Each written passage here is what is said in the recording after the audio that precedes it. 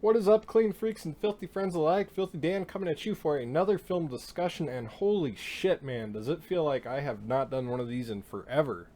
I mean, having done like nothing but live for the last fucking 4 days, last 8 videos I've done have all been live.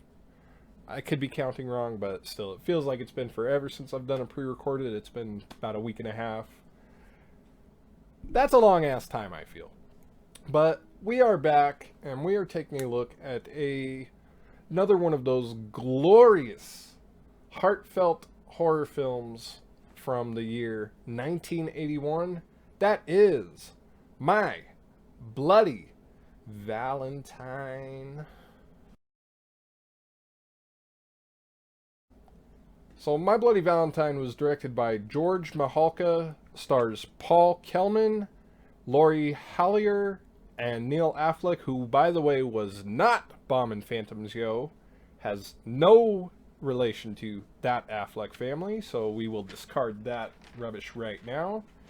So, My Bloody Valentine, of course, came out in 1981, which, as many of you know, is easily my favorite year when it comes to slasher films because there were so many heavy hitters that year, and fuck, man, in a lot of ways, this is one such heavy hitter.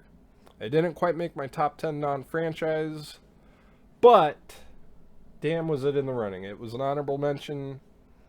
That is limited to the fact that I've only seen the R-rated cut. I have seen the kills for the uncut version. Had I owned that version and seen the kills integrated into the film, this easily would have been my heavy hitter. But anyway, back on topic. The story of this film is that there's this little town called Valentine's Bluff where you could imagine Valentine's Day is sort of a big deal there. Understandably so. But 20 years after a Valentine's Day tragedy, the town is preparing for an annual holiday dance. I believe it's the first they've done since a man named Harry Warden was trapped in the mines and takes his revenge on the mining supervisors.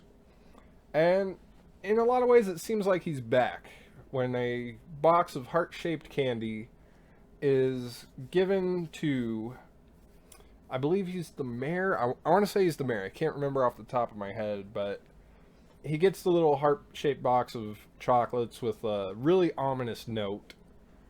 And there's a human heart in there. A really ominous gift. And, you know, he's like, okay, we need to figure out where the fuck is Harry Warden because it only makes sense. And we are led to believe that Harry Warden's back, or maybe it's this guy TJ who's going around killing people because he's back in town after having been gone for a few years. Sees that his girlfriend is with a new guy. So you got that little love triangle, which in a horror film, a love triangle is a very dangerous situation. So between Harry Warden and TJ, it's pretty tricky as to who the killer might be. Is it one of them? Both of them? Neither of them? Is it Sally? Maybe. But no, My Bloody Valentine plays out with a pretty well little bit of a whodunit in some places. But it's really that typical fun 80s slasher. It has fun characters. I really do like the backdrop of a small mining community here. I mean, you have the real blue-collar feel of these people working in the mines. And they put like just enough of the right emphasis on it. And you see that when these guys get off work, they come out from 2,000 feet underground. All they want to do is party, and you totally feel that. Like, that is some believable blue-collar shit, especially if you do blue-collar work like that. You know, best way to unwind after that day is to go to a fucking bar, have some fun. And they're all a great bunch of characters again. I cannot stress enough how fun the characters in this film are. And I really enjoy them more and more every time I watch this movie. One thing that I find really stands out is super believable in this film is the love triangle with Sally and TJ and Axel. Because, again, as said before, TJ was with Sally, leaves town for a few years, never says if he's going to be coming back or when he's going to come back if he is. So Sally understandably moves on to Axel. Axel's this kind of nice guy, really, he seems like a really stand-up guy. Well, that's all I'm going to say about Axel. He seems to have a bit of a temper issue, but then again, so does TJ, but I can understand why TJ is pissed. It's like, hey, man, I left, now you're with my girl, what the fuck? But it's like, dude, you left town. Of course she's going to move on, especially if you're not communicating with her. But TJ's dad owns the mine, so gets him his job back. And I really like the animosity that you feel between the two. It's like, we're friends. We're kind of friends. We kind of have an understanding. Back off of Sally. Yeah, well, no, you should back off of Sally because she was my girl first. As much as I like TJ, I gotta say he's got a very wimpy tone. It's very delicate in the features. Almost seems a little light in the shoes, but that's not for me to decide. This isn't a porno. This is a horror film.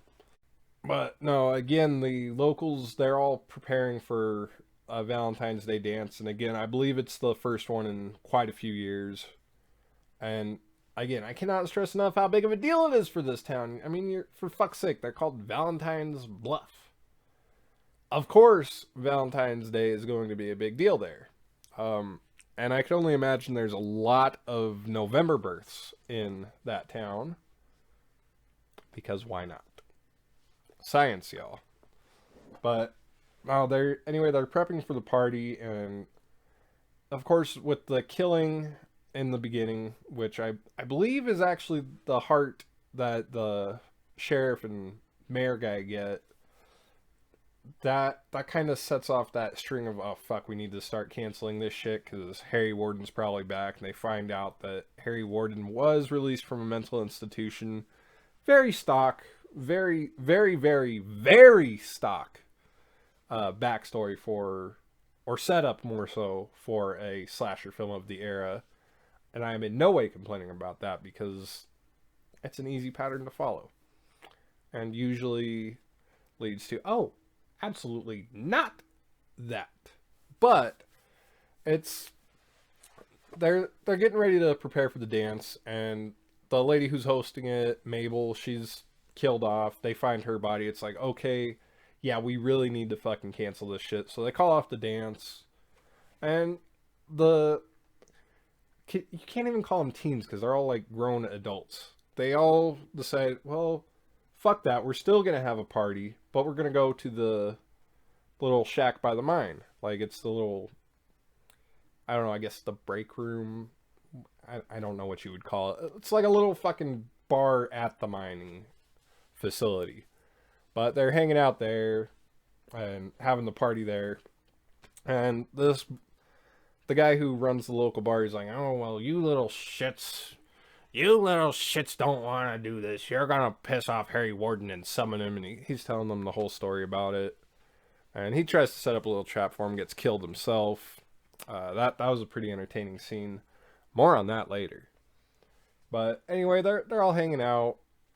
You see one guy gets killed off screen. Pretty interesting. And the hot dogs. The fucking hot dogs. I know Chris Snyder and Matt Facci talked about the hot dogs quite a bit during their watch party for this the other day. What the fuck was with those hot dogs, man? Those uncookable fucking hot dogs. Anyway, this dude and his girl, they go down to try to get their fuck on down in the mine shaft, and she's like, can you go get us some beers? It's like, what the fuck, bitch? Why do you want beer when we're about to get our fuck on? I mean, I guess sometimes drunk sex is fun, but come on! You can't be doing that down in the mines. But, he goes to get the beer, she gets killed, he goes down, sees her dead, and that kind of sends everyone else back down. And this is actually just after another group is actually going down there, because this one gal, I forget her name, convinces her boyfriend, hey, take us down to see the mines, blah, blah, blah, because the ladies haven't seen the mines. The girl wants to go down, and she twists Hollis's big fat arm into going down there. And they go. Right at that same time, John comes up, he's like, oh my god, she's dead, my girlfriend is dead. So it's like, oh fuck, panic ensues. They get him out of there, and TJ's like, fuck, I guess I gotta go back down into the mines. Of course, TJ was kind of telling everyone, you can't do that. You can't go to the mines. You can't take them down there.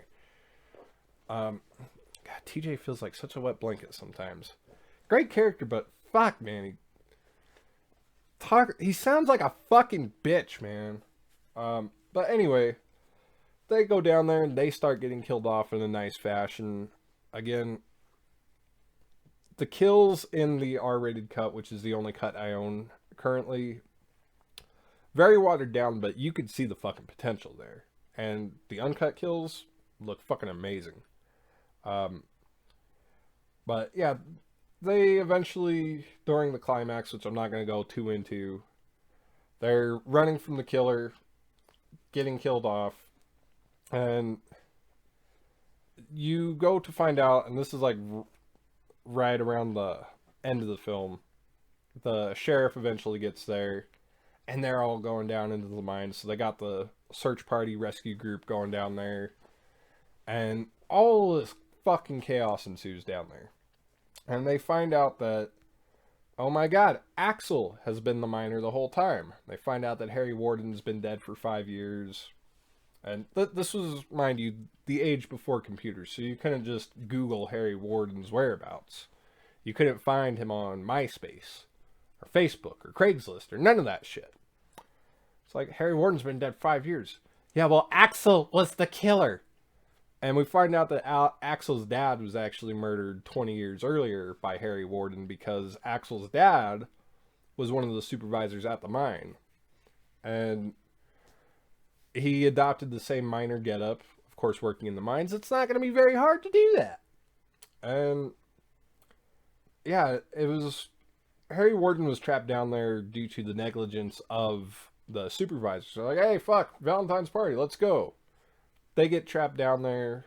There's a accident. He has to eat some of the other guys. Goes kind of crazy. Kills the supervisors. Again, one of which was Axel's dad.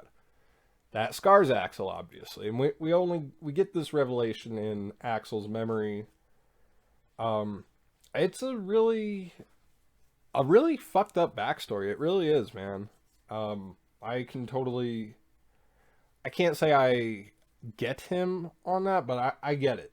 I totally get it. Like, yeah, I'd be pretty fucked up too, and I don't know if I would have gone to those extremes. Wasn't in that situation, so I don't know. But that the reveal is that Axel's the killer the whole time.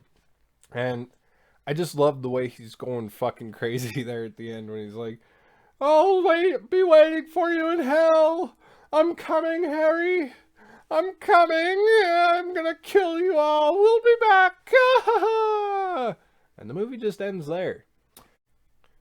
There was a collapse of some of the infrastructure down in the mines, so you got him just kind of running into the depths, and it's like, it just ends there. Crazy fucking ending.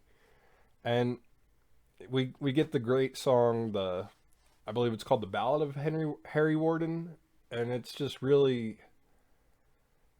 interesting song. And like, I tend to forget about it every now and again, but every time I watch the movie and hear it, it's like, God, how, like, this song is so great. Why can't I ever fucking remember it? Really great fucking folk song that really kind of sets up the mood of the film, and I fucking love it for that. It's a lot of fun there. But the film set up pretty well for a sequel, which, I don't know, we didn't ever truly get. I still haven't seen the 3D one. I'm waiting another day for that one. At least at the time of this recording. By the time you see this, I will have seen it yesterday, I believe. But yeah, it's a really nice cliffhanger ending. Sets up for a sequel. And let's just say that overall I did enjoy this film. Simple as that. I did enjoy this film. I really like the characters, which I have already stated, and the characters are just a lot of fun. I think Hollis is probably my favorite character just because he stands out so well. I mean, you got this big guy, and you got this part where fucking TJ and Axel are getting ready to go at it and start fighting, and Hollis is big motherfucker, like fucking probably 6'2", 6'3", probably weighs close to 300 pounds, and he comes up and grabs both of them and tells them, "You guys stop fighting." But as much as I love Hollis, I can't help but feel he looks like a ghetto yard sale version of John Candy. And I love that. Hollis is just fucking great. TJ's great for all the shit that I give him. Sally, the final girl, is kind of... She's got a good story, but other than that, I felt she was kind of a weak character. Happy was a lot of fun. The bartender who fucking meets his demise. But yeah, I definitely had a lot of fun with the characters in this film. The kills, again, the kills in the uncut version, fucking great. If I had the uncut version of the film, I would have easily placed this film and its kills higher, but the kills in the R-rated cut are good for what they are. Again, they're just really creative. That's a nice little segue, actually, into the killer. Axel, of course, or Harry Warden, depending on how you want to look at it. The ghost of Harry Warden, Axel. But the mining suit, great look for a killer. Fucking amazing. Like, I actually tried to adopt a look kind of like that whenever I would play Saints Row. And it was just a really awesome look, man. The weapon of the pickaxe, fucking great. Even that one kill where he uses the fucking nail gun, that was fucking awesome. Again, if I had the uncut version, this would already be a better review of it. And don't get me wrong, this is fucking stellar, positive, heartfelt review for this film. I need to get my hands on that uncut version with the kills integrated. That's really deadass the only thing holding this film back for me. I love it, but it's not quite top 10 yet. I cannot stress that enough. Let's move on real quick, everybody, to the filthy features. And as always, we put our heart into favorite kill. And this one, going off of what I've seen for the uncut footage, it easily puts a smile on my face to say happy. Again, you guys know, when I do favorite kill, it's almost always not just the kill itself, but the circumstances surrounding it. God damn, it is fucking amazing, because Happy is trying to set up a little trap to scare the fuck out of all the teens, minor coworker guys. That sounded kind of weird, but anyway, he's trying to set up this little gag that's like Harry Warden, the mining suit, string activated to bring up a pickaxe. And he's fucking having so much fun with it. And I love that Chris and Matt pointed this out during their watch party. He's having way too much fun with this. He's opening the door and fucking... And he's like, oh my god, this is fucking the bee's knees, man. Holy shit. This man is having so much fun with it, he decides, let's fucking open it up one more time for good time's sake. Fucking Harry Warden's there for real. Not Harry Warden, Axel. See, Harry Warden is synonymous with this look. But Axel, as Harry Warden's ghost, or whatever you want to call him, fucking brings that pickaxe up, sticks it right in his fucking ear, and get the little fucking pickaxe through the eyeball. Fucking, oh! Beautiful. Even in the R-rated version, that is still, I think, the greatest kill of the film. Follow-up would easily be... I want to say her name's Harriet. I can't fucking remember. I could be mistaken, but Johnny's girlfriend, the one who gets picked up by her head. And I never really thought about that until Chris and Matt pointed that out. So it's funny. Johnny picks her up by her head to kiss her. And when she gets killed, she's picked up by her fucking head there. It's like, oh my god, that's fucking great. You know what I mean. But that kill's pretty cool too when she's impaled on the little fucking shower head. Fucking amazing. That's easily the runner-up. If Happy's kill was not as cool as it was, it would definitely be that gal. Again, I want to say her name's Harriet. I could be wrong. Ironically, as much as I love these characters, I can't name the fuck out of them to save my life. But let's move on to the smutty sightings. You would think in a movie called My Bloody Valentine, they would have glorious sex scenes out the ass. Not quite. They give you a nice little dick tease at the beginning. You got two miners, two mining suits walking down in the mine shaft.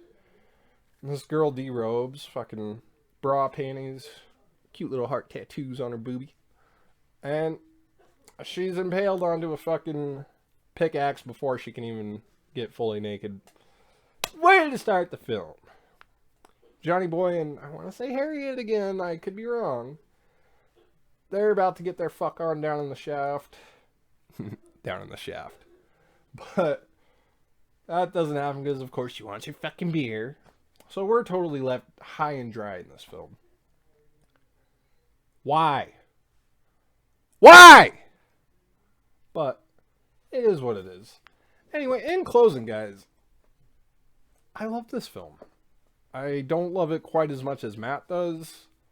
And again, I think a lot of that just has to do with the fact that I don't have the unrated cut. I cannot stress enough. Because I don't have the unrated cut, that's the only thing that really holds this film back for me, but I really love it. The story is fun and engaging. It does pretty good at keeping you guessing the first time you watch it. If you haven't seen it before and you've made it this far into the video, I'm sorry for spoiling the fucking mystery of it. But I highly recommend that you do watch it on its own. I would definitely easily advise get the unrated cut because carnage makes horror films a lot funner, especially these slashers. I can't recommend enough checking out My Bloody Valentine. It's a fun film, a fun romp, a fun spelunking, if you will. But yeah, I really did enjoy this one. It's easily rewatchable. It's an annual staple at the very least. Yeah, again, if you want higher praise, definitely check out what Matt Facci's got to say about it. He'll give this one the fucking A+, I'm sure. But yeah, My Bloody Valentine, easily worth checking out. As always, thank you guys for watching this video. Please be sure to like and share, and if you haven't already, make sure that you kindly, so politely, grab your heart and stab the fuck out of that subscribe button. It really helps out the channel and helps us deal with this vicious algorithm all around us. But if you are feeling extra filthy, may I suggest you leave a comment down below. What is your favorite love triangle in a horror film? Let me know down below. As always, y'all stay filthy.